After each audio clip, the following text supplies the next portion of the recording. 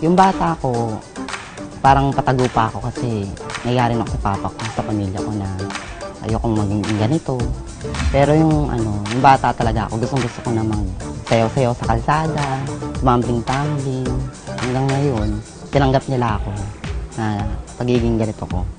Kasi sa pamilya namin parang walang katulad ko na ako lang mag-isa. Kaya yung una takot ako. Pero nung alam kong tatanggapin niya ako, nilabas ko yung totoong ako. Kung ano nakita nila sa akin, yun ako. Kahit tawag na sa akin bakla, okay lang. Kasi natural na tao yun eh. Pero ang puso mo ay puso. Pusong babae syempre.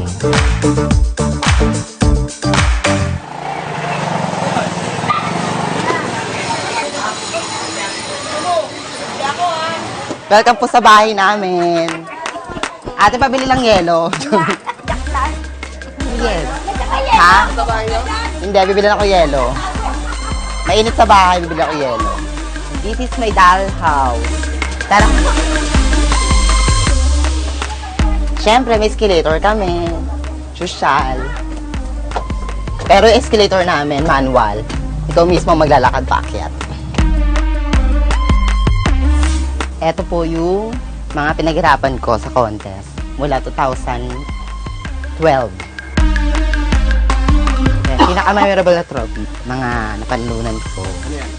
Nag-title ako dyan sa Tata Birds KTV Bar. Yung unang panalo ko, pinang-trip ko sa pamilya ko, sa kaibigan ko na sumuporta sa akin.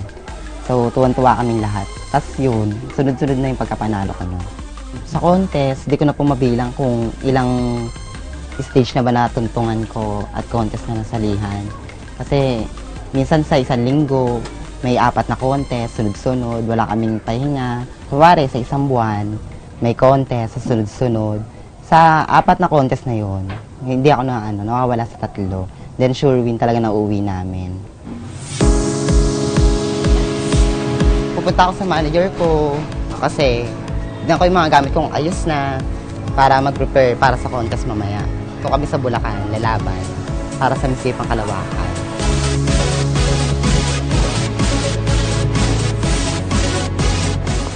Kung ano na, Halika na, Aw.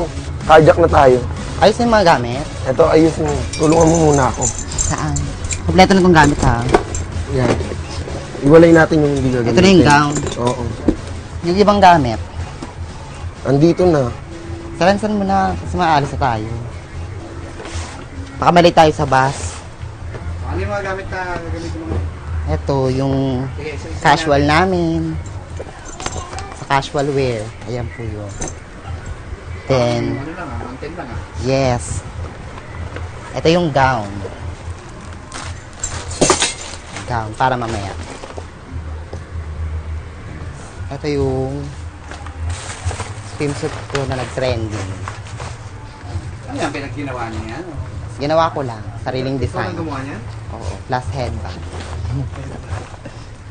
Headband po talaga, headband yan. Dito yan. Saan ang ilalagay yan? So, ginawa ko swimsuit para kakaiba naman. Saan na siya ilalagay? Hindi na sa ulo. Dito na siya nilalagay. Yan. Oo. Diba? Perfect.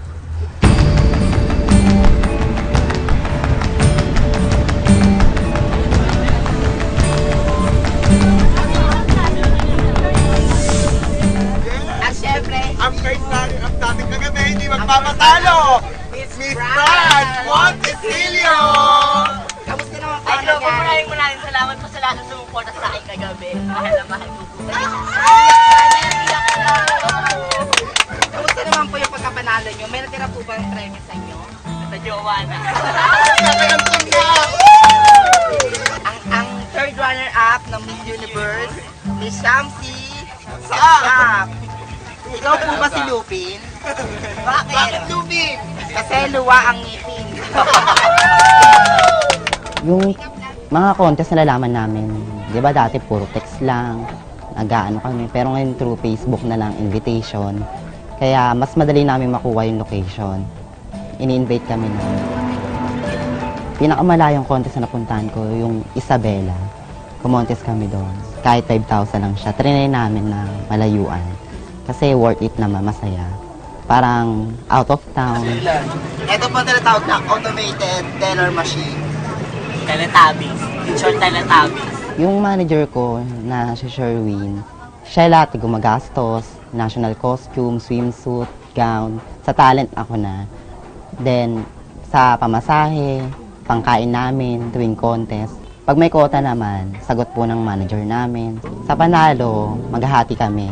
Kung magkano nakuha namin, ikakaltas lang yung mga pamasahe. Tapos yung matitira ay yung paghahatian namin. Minsan mahirap kasi ang dami namin dala, matimbang na siya dali, nakakangawit. Pero tinitis namin yun kasi alam namin na contest yung pupuntahan namin. Minsan pa nga, nahihirapan kami sumakay sa mga jeep, hindi kami pinapasakay kasi sa sobrang dami namin dala. Dumadayo kami kasi sayang yung opportunity na makasalang kami sa entablado. Kasi habol din namin kasi yung kumita rin kami.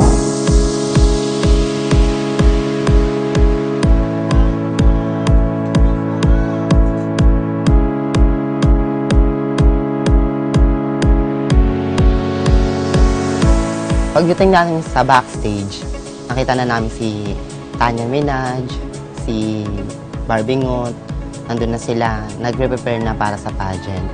Then yung iba, hindi namin kilala, parang taga dun yata. Sila yung lagi namin nakakalaban sa pageant.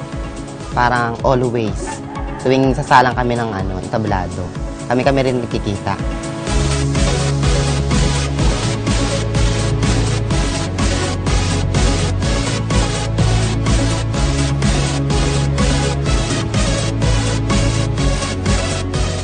Pagkabunot namin, number 3 ako. Okay naman sa akin kasi mas maganda yung medyo malapit yung number. Para yung ibang mga hanggat nandun pa maraming tao, yung iba hindi pa nag-uuwian, makapanood na maayos. Pag number 1 kasi minsan, parang kakabahan ka kasi ikaw unang lalabas, then matatabunan ka ng mga ibang kandidata.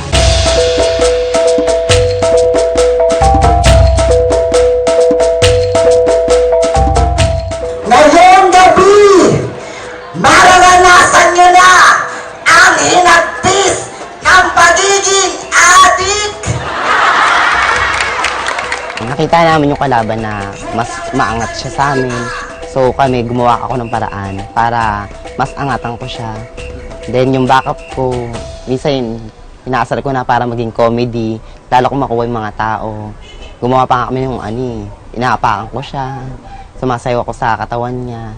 Alam kong parang mataas yung kalaban. So, ginawan ko na siya ng bagong para yung mga judges, makuha ko rin. 4, 4, 5, and 4. Thank you so much, candidate number 3. Alam ko at alam natin na merong immediate na financial relief na nabibigay yung mga patimpalak na ito, lalo na dun sa mga nananalo at ina-acknowledge natin yan. Ako ay in principle hindi sang-ayon sa mga pageant na ito kasi yung mga pageant na ito ay ginagawa at the expense of the human dignity, lalo na ng mga mahihirap na mga LGBT. Kasi kung ang intensyon ng mga pageants na ito ay matulungan yung mga LGBT poor, then dapat mas programatiko at mas long-term yung mga naisip nating proyekto para sa kanila.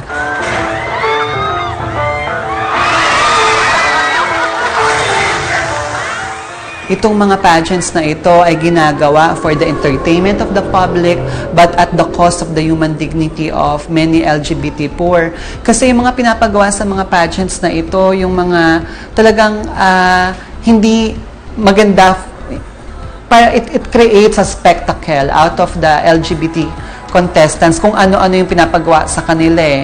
So, pinapagawa sila ng mga stunts na nakakatawa, slapstick, and we have to call off these offenses. Napaka-dehumanizing. Is it okay for the LGBT poor to do it? Kasi, exactly, tinitingnan natin na mas mababa sa atin yung mga LGBT sa ito at okay lang na pagdaanan nila itong mga ito. Kaya nga kine-question natin yung idea kung pageant ba sila kasi it doesn't promote any of their rights. It doesn't promote them as beautiful people. It only promotes them that they are people of less status na pwede nating paglaruan.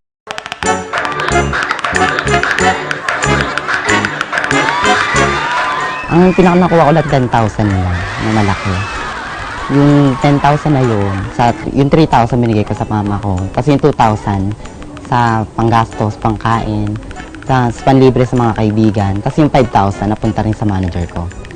Yung pinakamalit po namin, yung bunso, 7 taon, tapos nag-aaral sa Amado. Grade 3 ngayon. Ako, tumutulong na lang ako. Pag meron akong napanalunan sa contest, so, nagbibigay ako sa kanila ng panggastos, pambaon nila, pati sa mga ibang pamangkin ko. Wala akong pakialam sa inyo. Kung ano masabihin nyo sa media. Kayo ang tumungtong sa entablado para maranasan nyo ang hirap. Mahalaga po yung pagpapatawa sa ibang tao kasi doon din ako kumukuha ng kasiyahan ko. Kasi parang talagang ayun talaga yung gusto mo eh.